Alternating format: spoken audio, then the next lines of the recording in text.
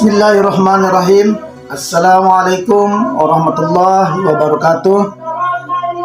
Anak-anakku sekalian, kita bertemu lagi dalam proses belajar mengajar dengan materi kita pada hari ini adalah mengenal atau mengimani sifat-sifat wajib bagi Allah Subhanahu wa taala, sifat mustahil bagi Allah Subhanahu wa taala, dan sifat jaiz bagi Allah Subhanahu wa taala.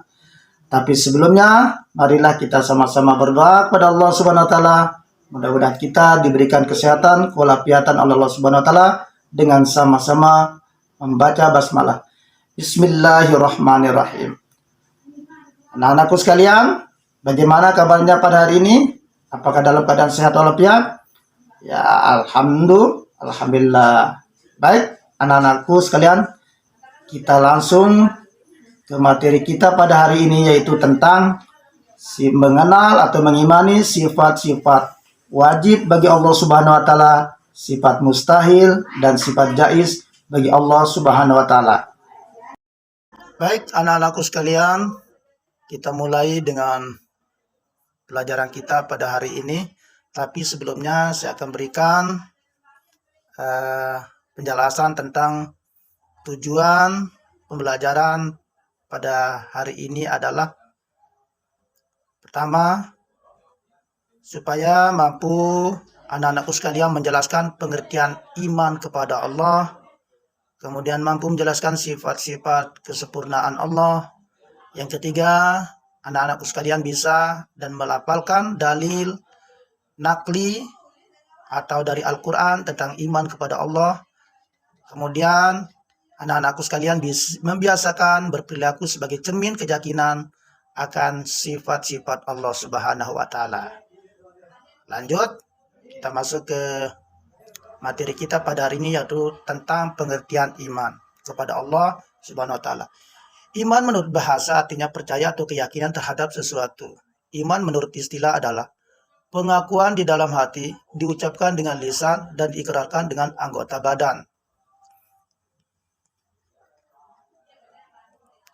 Dalam hadis yang diriwayatkan oleh Tabrani menyebutkan, An Ali bin Abi Thalib, qala Rasulullah sallallahu alaihi wasallam, al-imanu ma'rifatu bil qalbi wa qaluhu bil lisani wa amalu bil arkan, rawahu Tabrani. Artinya, dari Ali bin Abi Thalib berkata, Rasulullah sallallahu alaihi wasallam bersabda, iman adalah pengakuan dengan hati, diucapkan dengan lisan, dan diamalkan dengan perbuatan. Hadis riwayat Tabrani.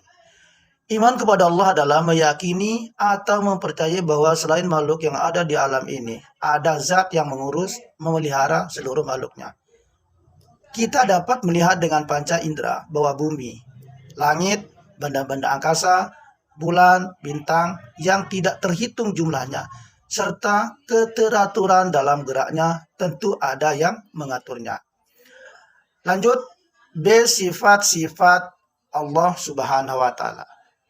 Allah Subhanahu wa taala adalah zat yang Maha Pencipta dan Maha Kuasa atas seluruh alam semesta beserta isinya. Allah Subhanahu wa taala memiliki sifat wajib, mustahil, dan jaiz. Sebagai sifat kesempurnaan bagi Allah, sebagai sifat kesempurnaan baginya, sebagai muslim yang beriman wajib mengetahui sifat-sifat tersebut. Sifat wajib artinya sifat-sifat yang pasti dimiliki oleh Allah Subhanahu wa taala. Sifat wajib Allah Subhanahu wa taala berjumlah 13. Lanjut, sifat mustahil artinya sifat-sifat yang tidak mungkin ada pada jumlahnya pun sama dengan, saya ulangi, sifat mustahil artinya sifat-sifat yang tidak mungkin ada pada Allah Subhanahu wa taala. Sifat mustahil merupakan kebalikan dari sifat-sifat wajib Allah Subhanahu wa taala. Jumlahnya pun sama dengan jumlah sifat wajib bagi Allah Subhanahu wa taala. Lanjut, sifat jaiz artinya sifat yang mungkin bagi Allah Subhanahu wa taala untuk berbuat sesuatu atau tidak berbuat sesuatu sesuai dengan kehendaknya. Artinya Allah berbuat sesuatu tidak ada yang menyuruh dan tidak ada yang melarang. Sifat jaiz bagi Allah hanya satu, yaitu fi'lu kulli mumkin au tarkuhu.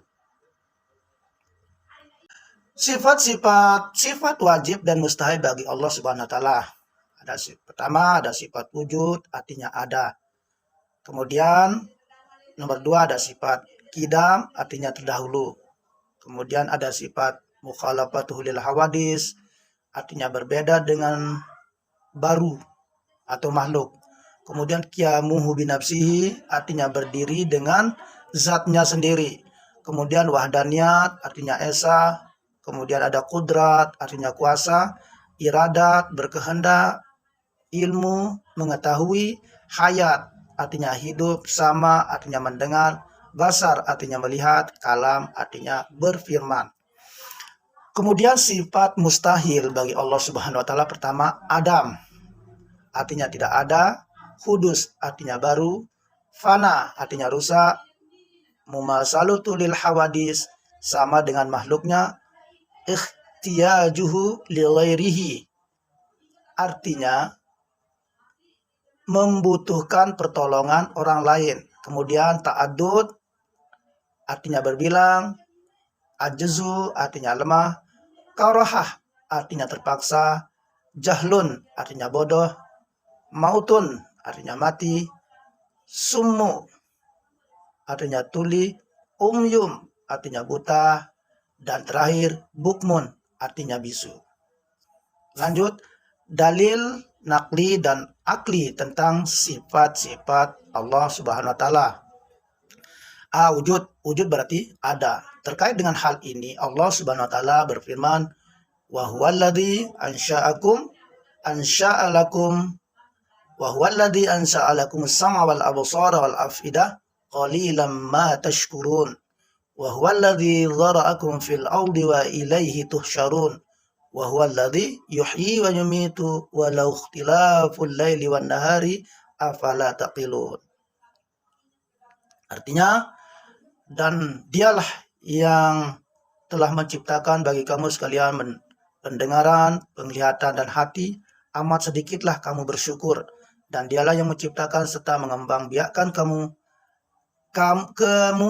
di bumi, dan kepadanya lah kamu dihimpun. Dan dialah yang menghidupkan, mematikan, dan dialah yang mengatur pertukaran malam dan siang. Maka apakah kamu tidak berpikir? Quran surat Al-Mu'minun ayat 78 sampai 80. Yang B adalah qidam.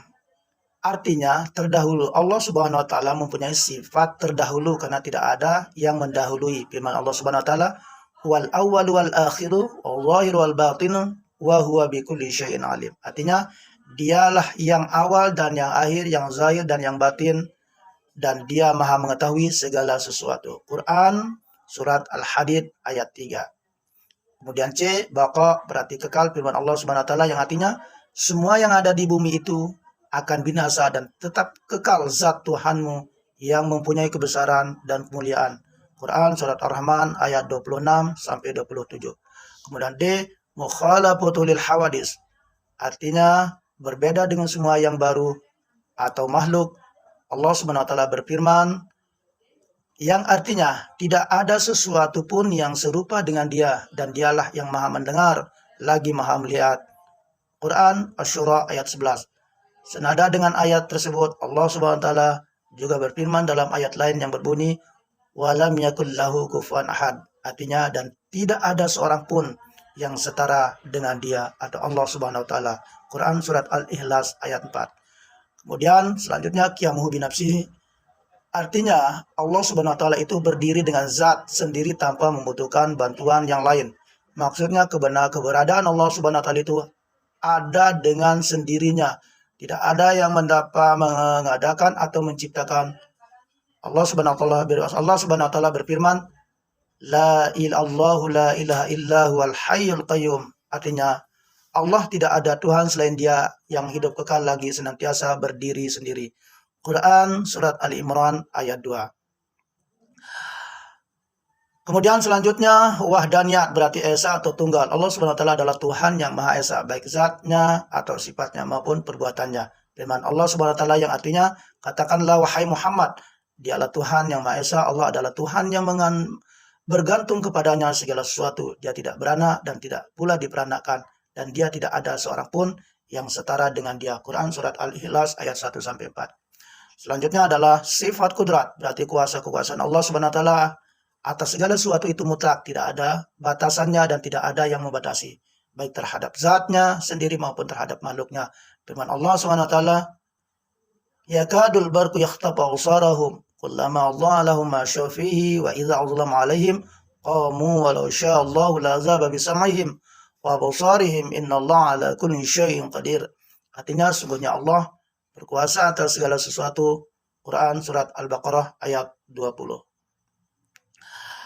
Selanjutnya adalah sifat iradat, berarti berkehendak. Allah Subhanahu wa taala berfirman, "Innama amru idza arada syai'an ay yaqula lahu kun fayakun." Artinya sesungguhnya perintahnya adalah apabila dia menghendaki sesuatu hanyalah berkata kepadanya, "Jadilah," maka terjadilah. Quran surat Yasin ayat 82.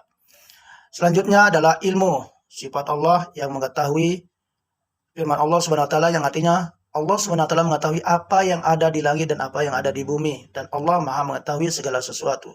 Quran surat Al-Hujurat ayat 16. Selanjutnya adalah sifat hayat, berarti hidup. Hidupnya Allah tidak ada yang menghidupkannya, melainkan hidup dengan zatnya sendiri karena Allah maha sempurna berbeda dengan makhluk yang diciptakannya. Firman Allah Subhanahu wa taala, Allahu la ilaha illa wal hayyul qayyum la ta'khudhu sinatu wa la naum. Artinya Allah tidak ada Tuhan melainkan Dia yang hidup kekal, lagi terus-menerus mengurus makhluknya, tidak mengantuk dan tidak tidur. Quran surat Al-Baqarah ayat 255. Selanjutnya sama, sifat Allah yang selanjutnya adalah sifat sama, artinya mendengar. Firman Allah Subhanahu wa taala yang artinya, dan Allah lah yang maha mendengar lagi maha mengetahui.